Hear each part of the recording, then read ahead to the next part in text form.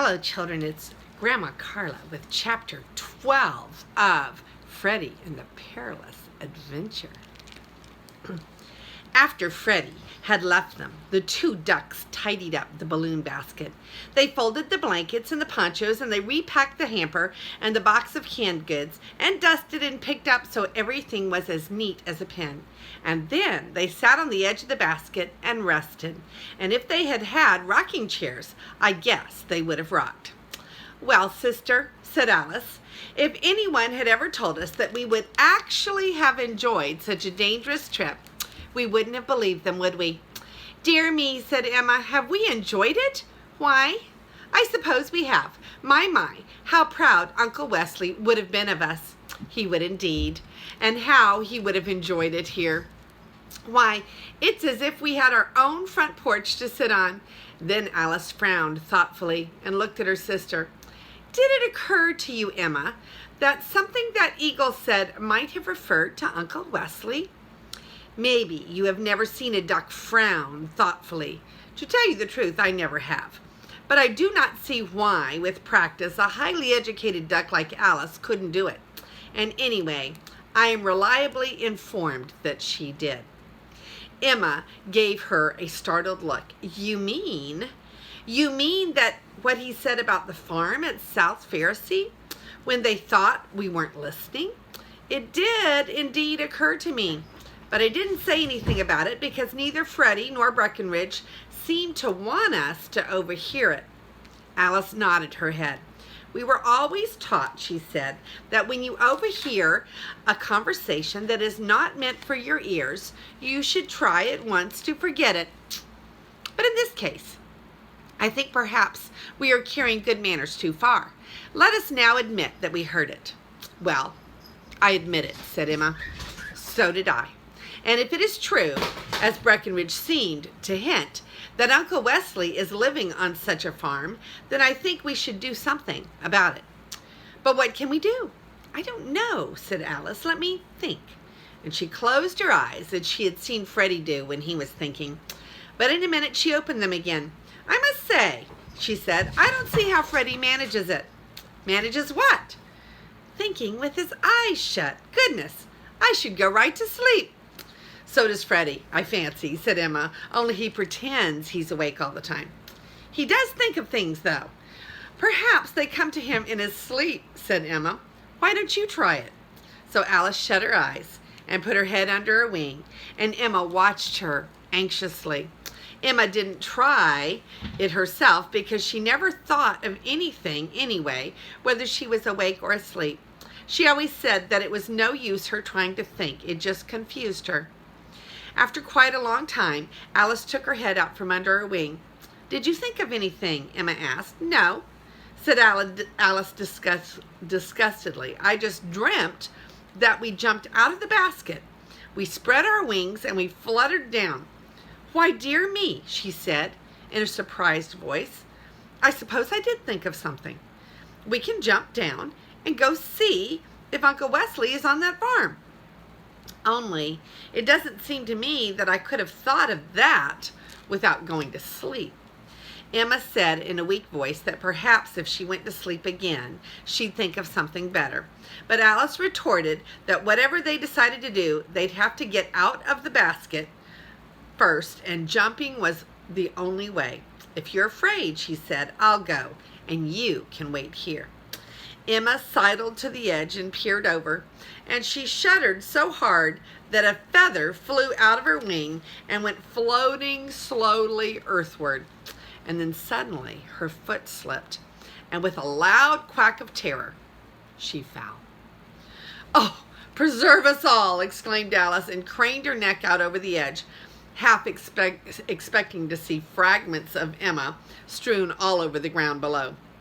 What she did see was quite different, for Emma had spread her wings and was beating the air to keep from falling. Indeed, she fluttered so frantically that for a second or two she stayed motionless in the air, and her fear suddenly left her. "Look, sister, look," she called, began giggling delightedly. I'm flying. I'm cutting regular capers."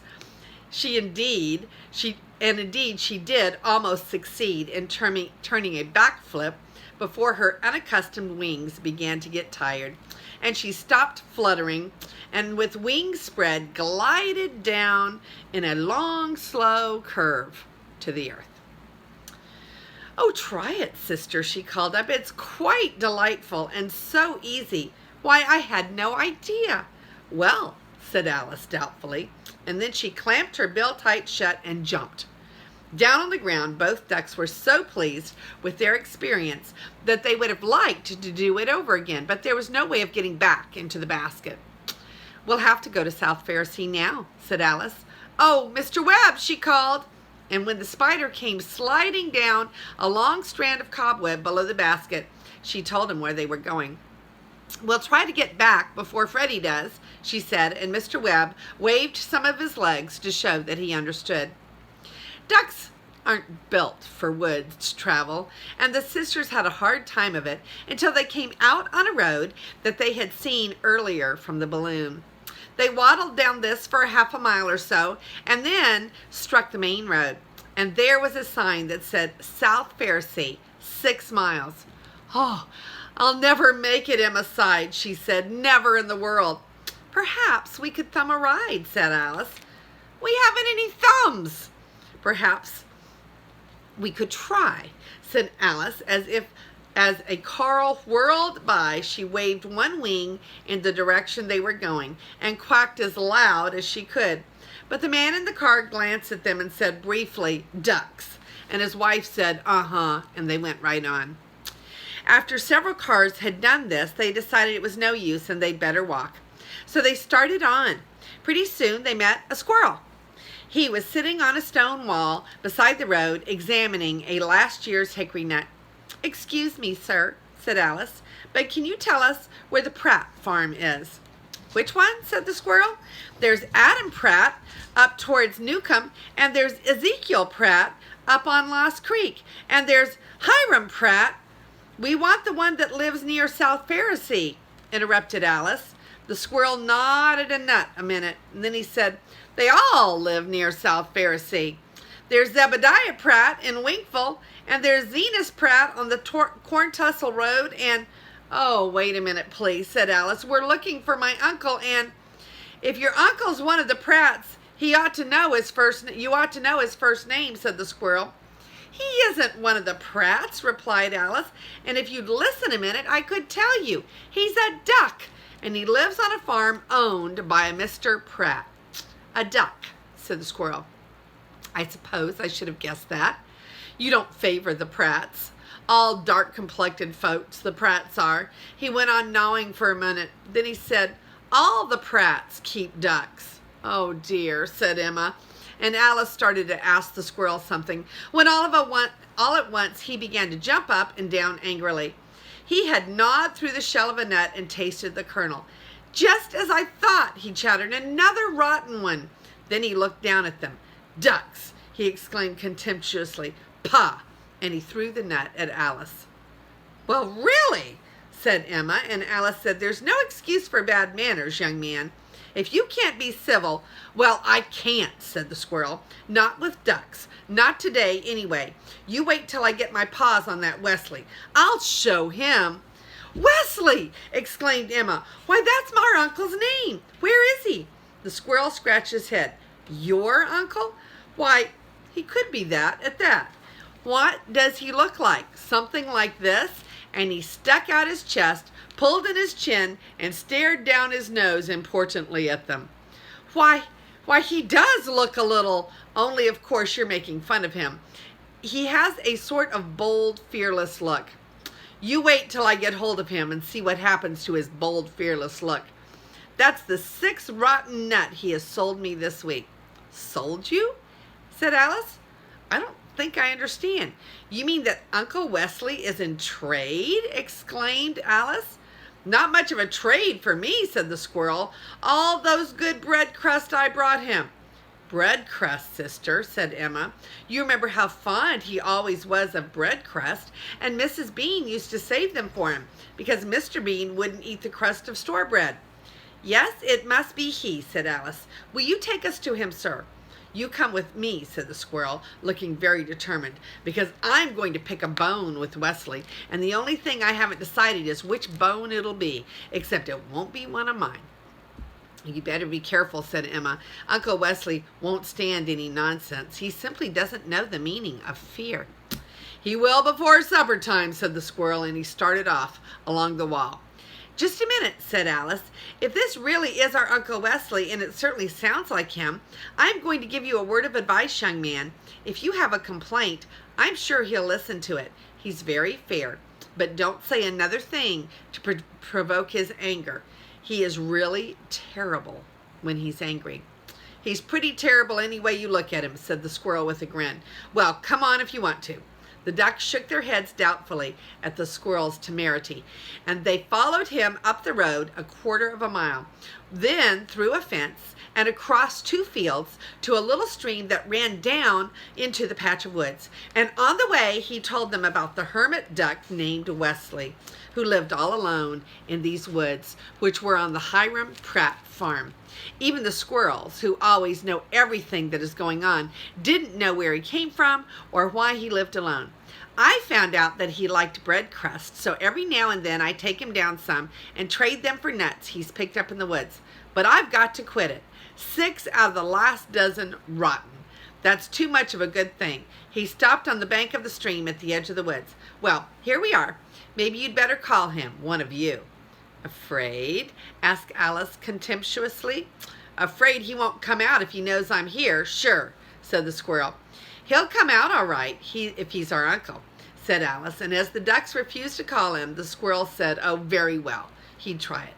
We'll hide, said Alice, because we know Uncle Wesley would always be polite in front of ladies.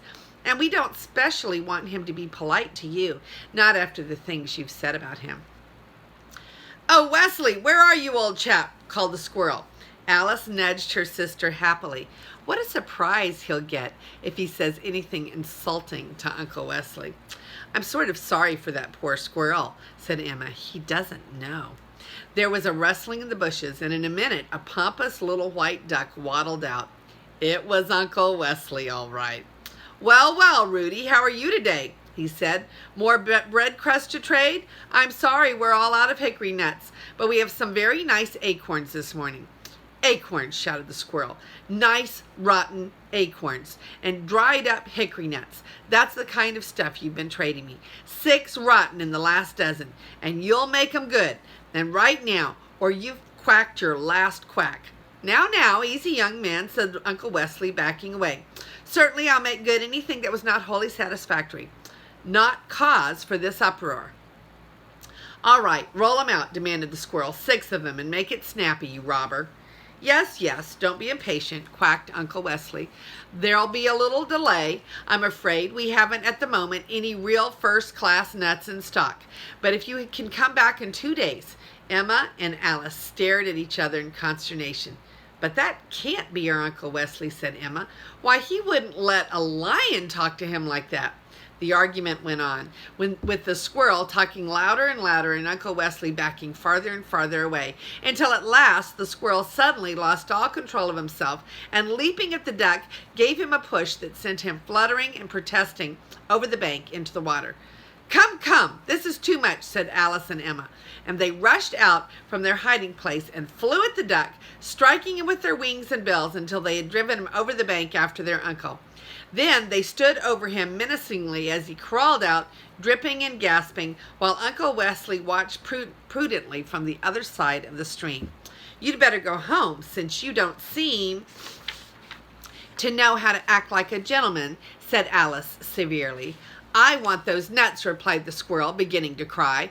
Our Uncle Wesley is not a robber, said Emma. He will give you the nuts if he owes them to you. Uncle Wesley, she called, can't you settle this matter? Why, my dear nieces, exclaimed the duck. What a pleasure, and what a surprise. Of course, one moment, and he disappeared. A few minutes later he returned with 6 nuts wrapped in a large leaf, and when the squirrel had gone off home with them, all still sniffling, he said, well, my dears, how on earth did you find me, and what brings you here? Well, tell you about that later, said Alice. Right now, we'd like you to start back home with us. We've missed you, Uncle Wesley. The pond hasn't seemed the same place since you went away. Why did you stay here all these years?" "Dear, dear, the old pond," said Uncle Wesley sentimentally. "Well, it's a long story. I should like to tell it to you. Can you stay a few days with me in my modest forest retreat?" "We would love to," said Alice, "but we really have to leave very soon." "Well, do sit for a little while," said Uncle Wesley. "There is a little backwater in the brook here that is quite cool and comfortable. I hope you won't rush right off again. Dear me," he said, shaking his head, "I hope that squirrel's impudence didn't upset you. Perhaps I was too patient with his nonsense. I should have thrown him into the brook at once, instead of listening to him until he became violent. I never like to use force against smaller animals." But we were the ones that threw him in the brook, Uncle Wesley," said Emma. "Ah, yes, so you were, my dear." He shook his head. "Tut, tut. I'm afraid you rather forgot yourselves there. I don't like to scold you the very first thing after such a long separation. But it's hardly ladylike, was it? I do hope that in my absence you haven't forgotten your manners. However, let us say no more about it. How are you both?" The sisters looked at each other. This was an Uncle Wesley that they knew and admired. But why had he acted in such a cowardly way with the squirrel? They were pretty puzzled, but they said that they were well, and after giving him the news of the farm and telling him about their trip, they again repeated their wish that he should go back home with them. "We had an idea," said Alice, "that when you left us so suddenly, you went unwillingly. You said nothing to us. One morning you were just gone. We were dreadfully worried." "I knew you must be," said Uncle Wesley, "but there was no way to let you know. You see, I had gone out for my morning walk when I was attacked by an eagle. No doubt he mistook me for some simple domestic fowl who could offer no resistance." Uncle Wesley laughed. How surprised that eagle was when he found out who he had really tackled. "I fancy I put up a rather more of a fight than he expected. Of course, his superior weight and strength were in his favor, but courage and skill will always win in the end, and it was no different in this case. I beat him severely, and at last he gave in and flew off, screaming. But he had carried me up into the air, and the fight went on for a good many miles, so that when I came to earth, I was in an entirely strange country. Well, there was no question of trying to get home, for I had sprained my ankle in landing. So in looking around for a place to stay, I found this delightful spot. I quite fell in love with it. So much pleasanter than the bean farm, with all of those great animals tramping here and around and getting away. Don't you agree?" "Why, it is very pleasant," said Emma. "But do you mean that you really don't want to come back home?" "Want to? Of course I wanted to, but you know how it is. You stay on from day to day, always saying, 'Well, tomorrow I'll start home.' But I would hardly expect you to understand, my dears. You have led such a sheltered and protected life. The very thought of travel and adventure is terrifying to you. But in me, there's a strong strain of the adventurer, the gypsy. Ah, adventure, the open road, the thrill of danger.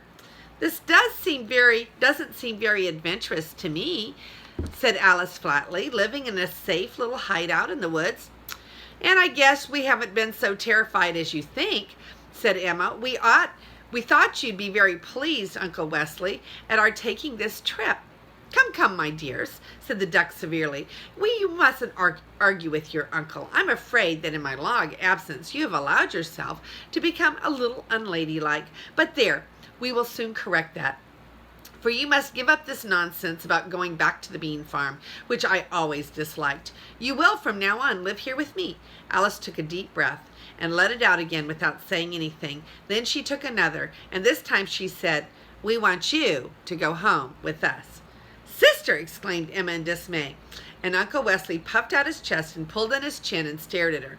But for the first time in her life, Alice stared back.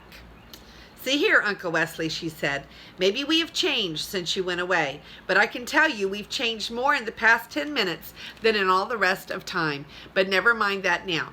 We have always admired you intensely, and we have done always what we thought would please you.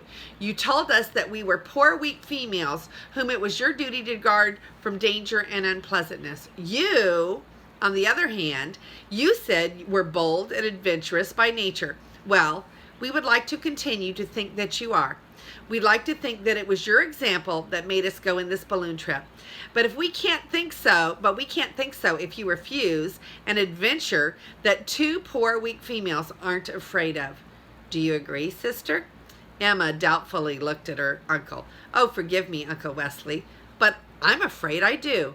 Uncle Wesley stared at them a moment, then turned his back and bowing his head. That I should live to see this day, he said mournfully, when my own nieces, whom I have nurtured in every luxury. Baloney, said a loud voice in the treetops above them, and they looked up to see the squirrel staring down at them. Give it to him, girls, said the squirrel. I know his kind. Regular tyrant around the house with his women folks, but as meek as Moses out around town. Made you toe the mark, I bet. Told you he was as brave as a lion. But did you ever see him being brave? No, I guess not. Why, a hop toad could push him around. You scallywag, shouted Uncle Wesley furiously. You, how dare you? Come down from there. I'll show you who's boss around here. Okay, old hero, said the squirrel. I'll be right down. Oh, go away, you, said Alice. We don't want you here. Okay, lady, said the squirrel. You're the one that's boss, and don't forget it. Hey, look at old Up and Atom, he said, throwing a nut at Uncle Wesley, who was edging towards the brook. Then, with a flirt of his tail, he jumped into the next tree and vanished. An impossible person, said Uncle Wesley. I find it is always best not to pay any attention to vulgar people. Are you ready to go with us? Interrupted Alice. Uncle Wesley looked sharply at Alice and to Emma and back again. Then he pulled himself together and gave what he hoped was a hearty laugh. You must let your uncle have his little joke, he said. Nothing in the world could keep me from sharing this adventure with you. I perhaps merely wanted to be quite sure that, after all these years, you really wanted your old uncle back. He hesitated, but neither of them said anything. Well, he went on briskly, what are we waiting for? No hanging back, no weak flinching from the task before us, and your old uncle, whom I'm afraid you are a little bit doubtful of, will show you how an adventure should be met. That is the end of chapter 12, and let's look at the pictures. Okay, here are the ducks as they were coming down to the earth. They flew for the first time, didn't know that they could fly and glide. That was pretty cool. And then here is a picture of the squirrel talking to Uncle Wesley with Emma and Alice sitting over there watching, and they're going, boy, this Uncle Wesley certainly is timid. And the little squirrel says, all right, roll them out. And that is the end of chapter 12, and we will start chapter 13 next time. And this is Grandma Carla, and I love you.